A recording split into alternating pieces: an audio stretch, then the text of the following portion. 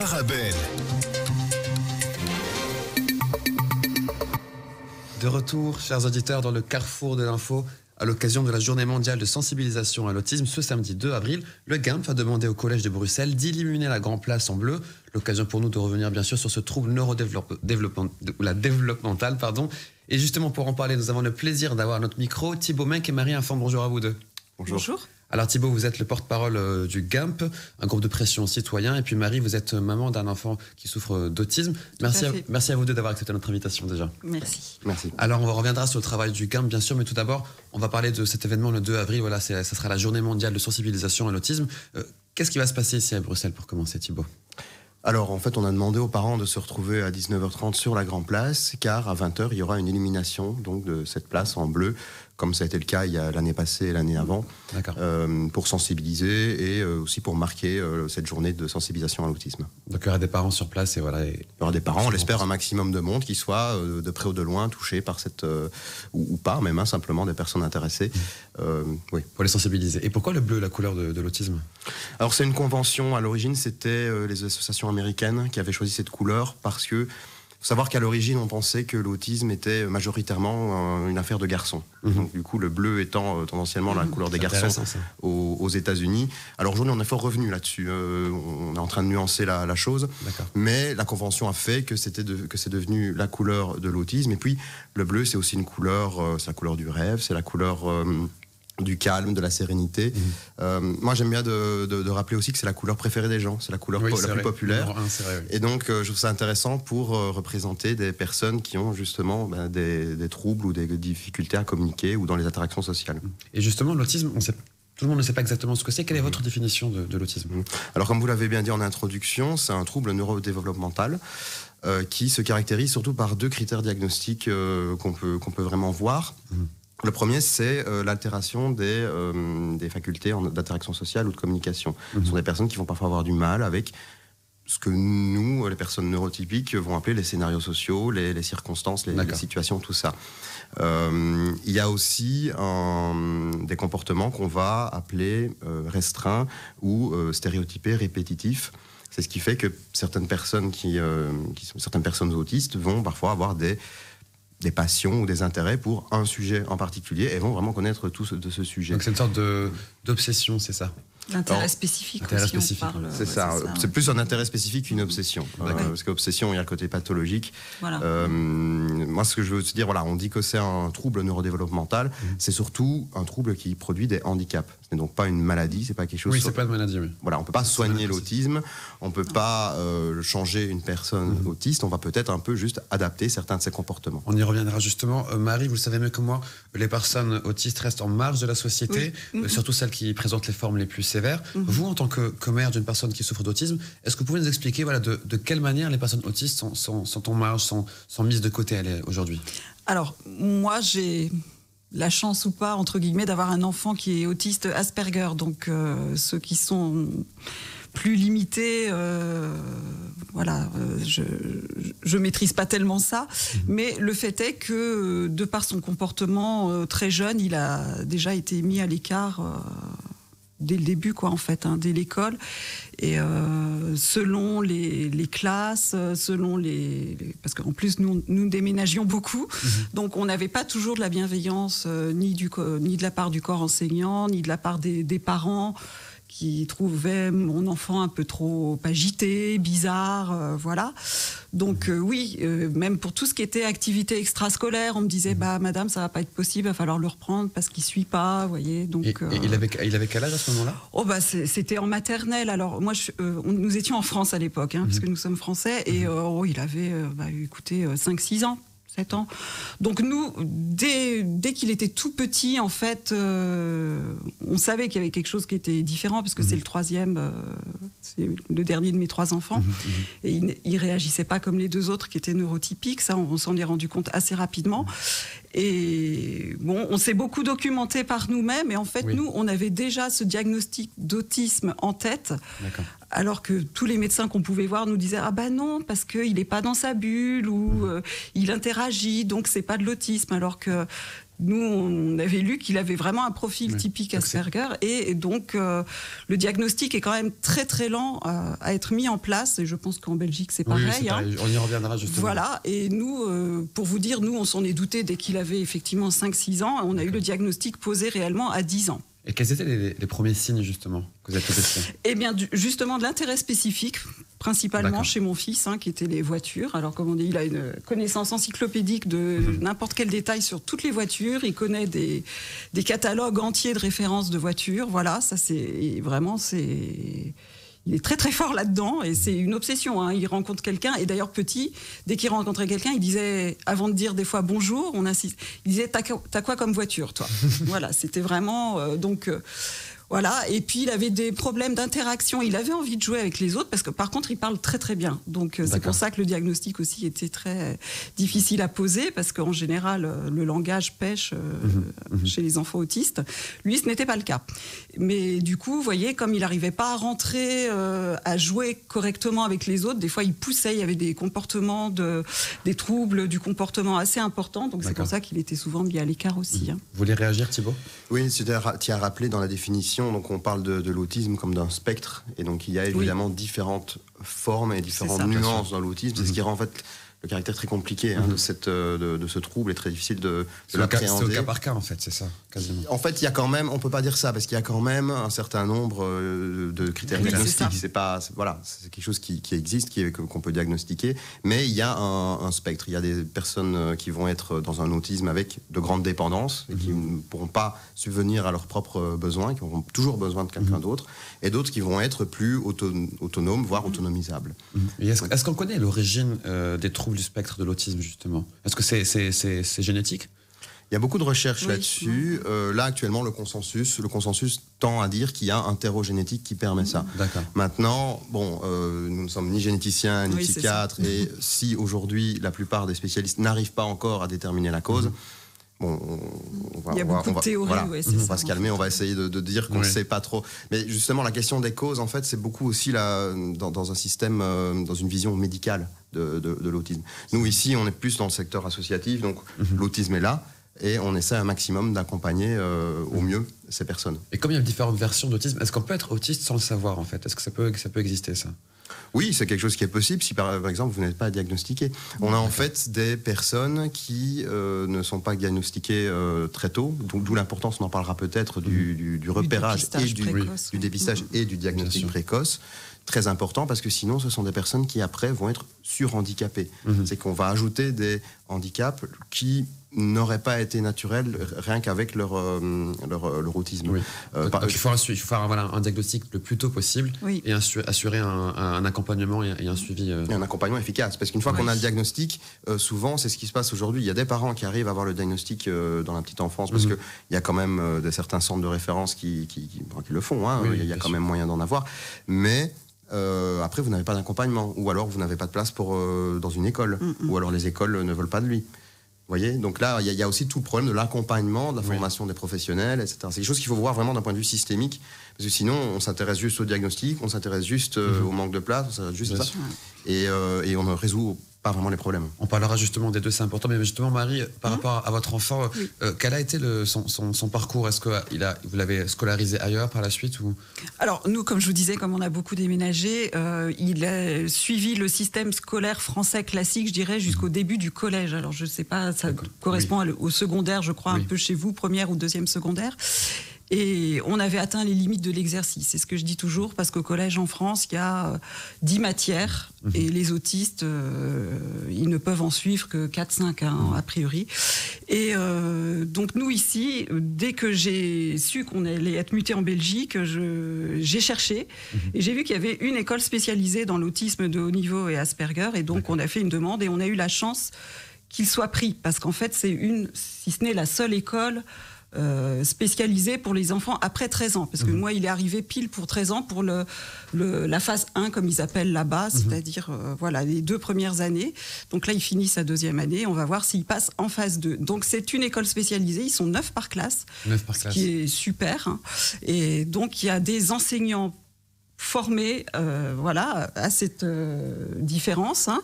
Et donc nous, on est très contents de cette école-là, mais c'est, je crois, la seule. Hein. C'est la seule école. Voilà.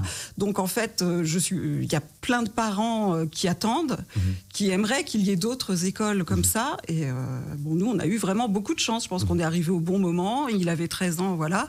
Il faut qu'il passe les tests requis là-bas, évidemment. Donc, il en est où aujourd'hui ?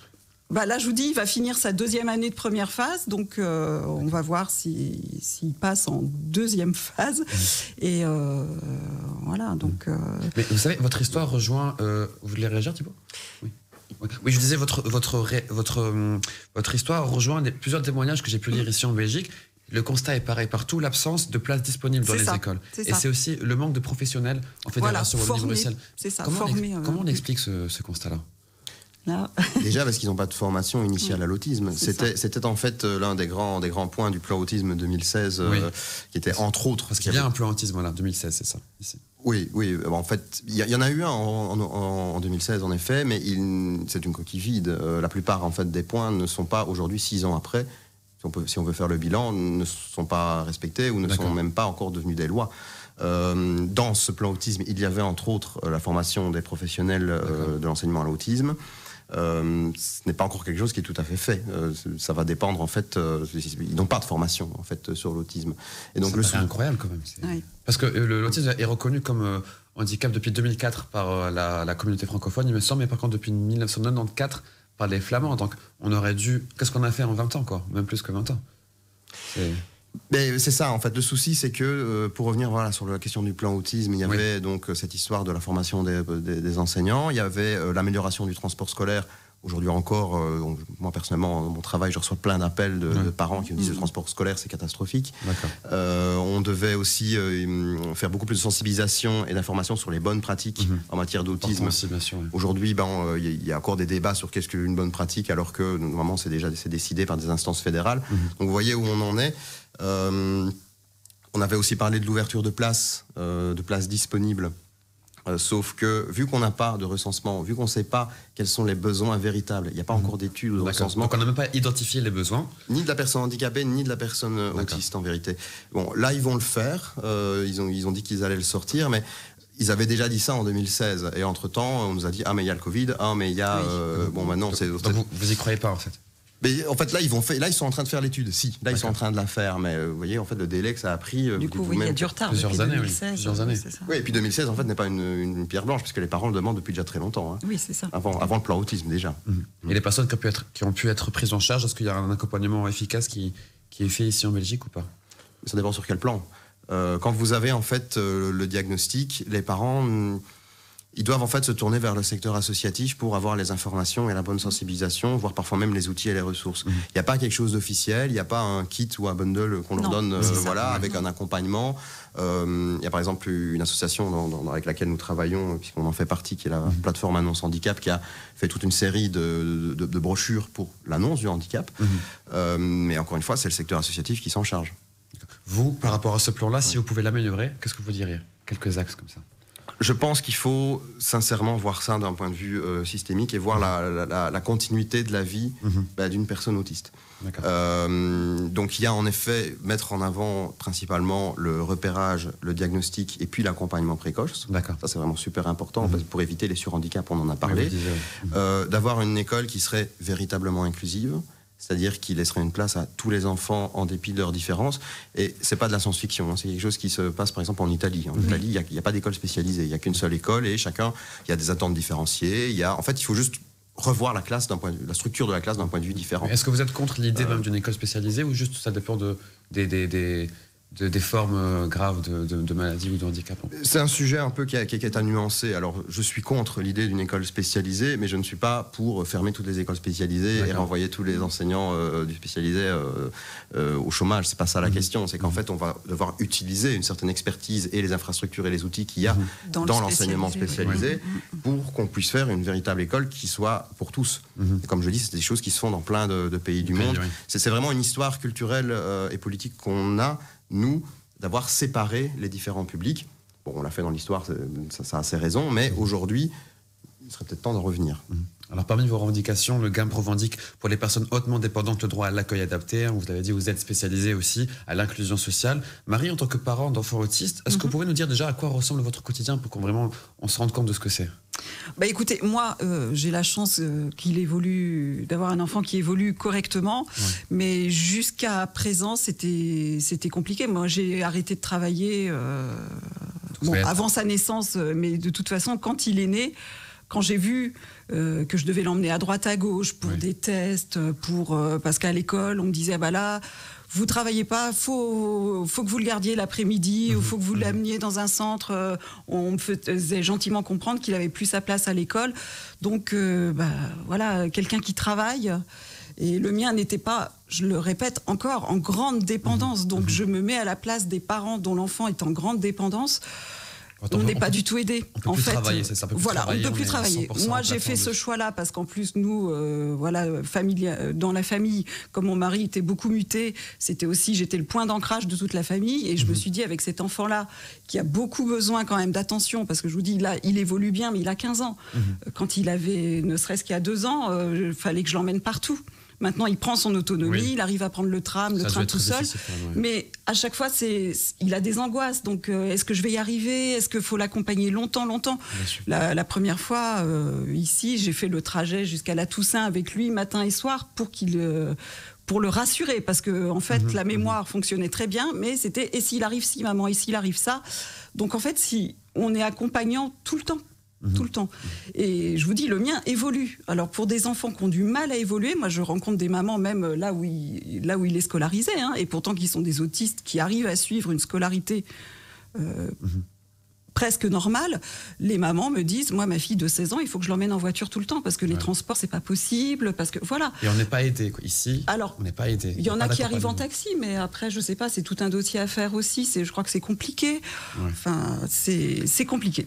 En fait, le problème, c'est comme vous dites, on n'est pas aidé, mais sur quel plan? Voilà, là, j'ai l'impression qu'on parle un peu du transport scolaire pour le coup. Ça va dépendre en vérité des domaines. Il y a des domaines où, c'est vrai, il y a peut-être un peu plus d'aide, mais la tendance, c'est que quand vous avez un enfant qui est en situation de handicap, et en particulier s'il est autiste, c'est vraiment très compliqué. Et la plupart des parents doivent arrêter de travailler. Souvent, les mamans se retrouvent seules. C'est souvent la charge des mamans. Oui. Dans l'autisme, il y a même des études qui ont vu ça. C'est pas que un retour d'expérience. C'est vrai, les mamans s'occupent énormément des enfants autistes, c'est souvent à leur charge. C'est une double peine quelque part, quoi. Oui, parce qu'en plus, on en parlait aussi, il y a beaucoup de mamans, moi j'ai rencontré beaucoup de mamans dans des groupes de parole ou quoi, qui se retrouvent vraiment seules, parce que le papa est démissionnaire, le couple a explosé, parce qu'il y a beaucoup de... C'est compliqué d'élever un enfant différent quand même, et il y en a, voilà, la pression est très très dure sur beaucoup, et il faut avoir quand même un sacré moral, et s'il n'y avait pas justement les associations, les groupes de parole, moi dès que je suis arrivée ici, c'est ce que j'ai recherché, parce que ça nous fait du bien de parler avec des gens qui vivent la même chose, et on se sent soutenu, alors que par ailleurs, nous ne le sommes pas. Ça veut dire que le travail des associations se dédouble pour essayer de compenser le travail qui aurait dû être fait aussi par la classe politique également. C'est ça. On a évoqué au début de l'entretien, l'autisme n'est pas une maladie. Aujourd'hui, il n'y a pas de traitement médicamenteux pour l'autisme, mais est-ce qu'il existe d'autres manières d'agir sur les symptômes? Je voulais vous demander. Oui, alors déjà parlant d'agir sur les symptômes, on est encore une fois dans l'aspect maladie, mais c'est vrai. Ce qui montre quelque chose d'ailleurs, même dans le oui, c'est ça. L'inconscient collectif. Oui, c'est pas de votre faute, c'est tout à fait normal, mais on a remarqué quand même que les méthodes d'accompagnement de type comportemental aidaient beaucoup, surtout si elles sont prises dès l'enfance et de manière intensive. Le souci, c'est que c'est pas quelque chose qui est fort diffusé ou fort proposé en Belgique. Il n'y a même pas spécialement de formation dans les cursus universitaires. Nous, on essaye un petit peu de faire ce travail-là en proposant des formations agréées ou en allant voir les écoles pour leur faire un peu du lobbying pour ce type de prise en charge. Mais ça reste encore relativement compliqué. Maintenant, comme je vous dis, il y a des choses qui existent. Il y a, par exemple, on a parlé tout à l'heure des bonnes pratiques. Il y a le KCE, donc c'est l'instance fédérale qui a reconnu un certain nombre de bonnes pratiques en matière d'autisme. Pour vous donner juste quelques exemples, par exemple, pour des enfants qui n'ont pas accès au langage, on peut utiliser des pictogrammes pour leur apprendre à communiquer, à demander, à rentrer en contact parfois simplement avec l'adulte ou même un partenaire de communication. C'est un travail qui est extrêmement difficile et qui doit être intensif, pris le plus tôt possible et qui est extrêmement technique. Très bien. Voilà. Question qui paraît toute simple, mais est-ce qu'on a une idée du nombre de personnes qui souffrent d'autisme ici en Belgique ? Alors le nombre, on se retrouve au même problème que tout à l'heure, c'est le problème du recensement et de l'étude des besoins. C'est qu'on ne sait pas exactement. Par contre, ce qu'on sait, c'est la prévalence de ce trouble. On sait que grosso modo, c'est 1%, même si dans certains pays c'est un peu plus, d'autres c'est un peu moins. Donc on fait le calcul, on est 11,5 millions, 12 millions en Belgique, ça fait 120 000 personnes à la très grosse louche ici, et ce n'est pas un chiffre officiel, mais c'est quand même beaucoup puisque c'est l'équivalent de la ville de Namur. Oui, quand même. Puis c'est important, c'est quand même beaucoup aussi. On voit quelques mots sur le GAMP pour terminer, si vous voulez bien. Depuis quand le groupe de pression existe et quel est son but premier déjà pour commencer ? C'est ça. Alors, on existe depuis 2005. On avait commencé par faire des sit-ins avec des parents et des professionnels du secteur du handicap pour, surtout au départ, dénoncer le manque de place pour la grande dépendance. Quand on parle de manque de place, c'est surtout manque de solutions, en vérité. C'est pas uniquement des places dans des centres ou d'hébergement, parce que c'est souvent, on l'a vu avec Marie, aussi un problème de solution. Solution pour le transport, solution pour l'école, solution pour, voilà, même pour simplement parfois les loisirs ou le répit. C'est ça, oui. Donc voilà, nous, à la base, ça c'est notre ADN. On avait commencé par faire ça. Et on a tout un travail de lobbying politique, de plaidoyer politique, pour aller voir les parlementaires, les politiques, pour essayer un maximum de faire pencher la balance vers plus de droits, plus...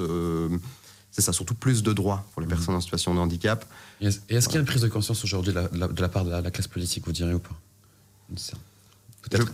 Je dirais qu'il y a de plus en plus une prise de conscience de la part de l'opinion publique, qui influence d'une certaine manière la classe politique.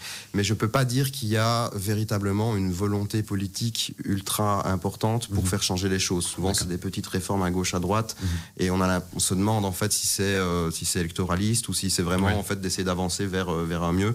C'est pas toujours évident de pouvoir sonder l'intérêt des politiques sur cette question. En tout cas, on espère vraiment qu'il y aura un mieux. Il nous reste quelques secondes. J'avais envie de vous laisser le mot de la fin. Est-ce que vous avez un dernier message à faire passer à nos auditeurs, Marie ou Thibaut ?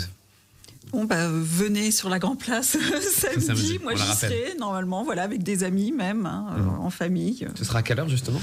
19h30 jusqu'à 20h. Enfin, l'illumination est à 20h, mais le rassemblement est à 19h30. C'est ça, oui, pour être sûr. Et alors surtout de ne pas avoir peur de la différence, qu'on soit un professionnel ou pas, en fait. De toujours s'y intéresser d'une certaine manière. Marie, Thibaut, un grand merci d'avoir répondu à nos questions. Et pour parler d'autisme, une cause extrêmement importante. Donc, ça, une très bonne après-midi à vous. Merci à vous. Merci beaucoup. Les auditeurs, on marque une courte page de publicité. On revient juste après pour la suite du Carrefour de l'Info. À tout de suite. Vous avez un bien immobilier à vendre ou à louer ? Une maison, un appartement, un immeuble ou un commerce ? Et vous souhaitez en obtenir un prix juste ? Brickman est l'agence qu'il vous faut.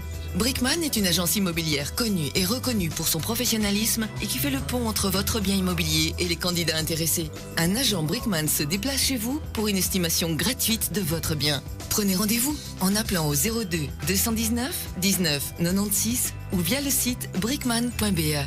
Brickman, le professionnel de la brique. Mon secret pour rester concentré toute la journée, c'est de manger léger. Rien de tel qu'une bonne salade garnie avec de délicieuses olives. Tu connais brin d'olive ? Oui, c'est mon deuxième secret, ma petite touche perso. Les olives brin d'olive, la saveur authentique. Chez Bricoplanète, ce vendredi 1er, samedi 2 et ce lundi 4 avril, profitez de moins 15% sur tous nos articles. Bricoplanète à Anderlecht, votre plus grand magasin de bricolage et de jardinage de Belgique. Votre enfant a des lacunes dans sa scolarité, des problèmes en mathématiques ou a du mal à se concentrer et à mémoriser ? Genius Kids a la solution pour vous. Genius Kids est un programme de calcul mental méthode japonaise dont l'efficacité a été prouvée scientifiquement. Le programme est conçu pour que les enfants de 5 à 15 ans augmentent leur puissance mentale. Grâce à une équipe optimiste, transparente et motivée, votre enfant prendra confiance en lui et améliorera ses capacités cérébrales. Pour tout renseignement, contactez-nous au 02 899 57 54 ou via notre site web www.geniuskids.be. Allô Sarah ? Waouh ! Dans quelques jours, c'est déjà le Ramadan. Faut que je remplisse mon frigo. J'ai la solution. H-Market. Les 10 feuilles de briques à 59 centimes, le litre de lait fermenté à 89 centimes, les 5 kilos de farine pâtissière, les 600 grammes d'amandes Carmel calibre 23-25 et les 900 grammes de dattes origine Algérie sont à 3,99 €. À ce prix-là, je vais passer le ramadan sereinement. H-Market vous souhaite un bon mois de ramadan. H-Market, la qualité au juste prix. Offre valable jusqu'au 2 avril. Pour votre santé, bougez plus.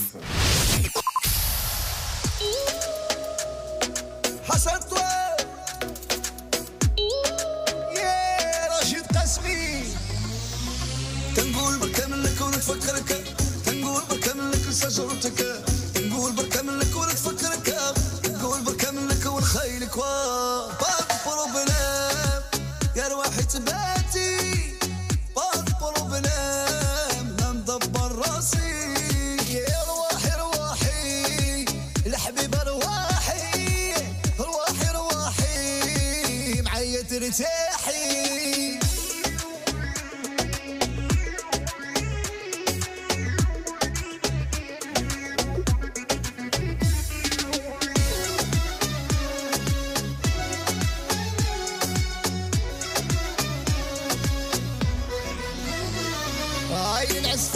تجيني في المنام نفيق نلقى راسي وحدي في الظلمات بغيت ساكنه ما قديش ما عرفت عليه المرا المراتشيه باضي بروبليم رواحي تباتي باضي بروبليم انا ندبر راسي يا روحي روحي حبيبه روحي روحي روحي معايا ترتاحي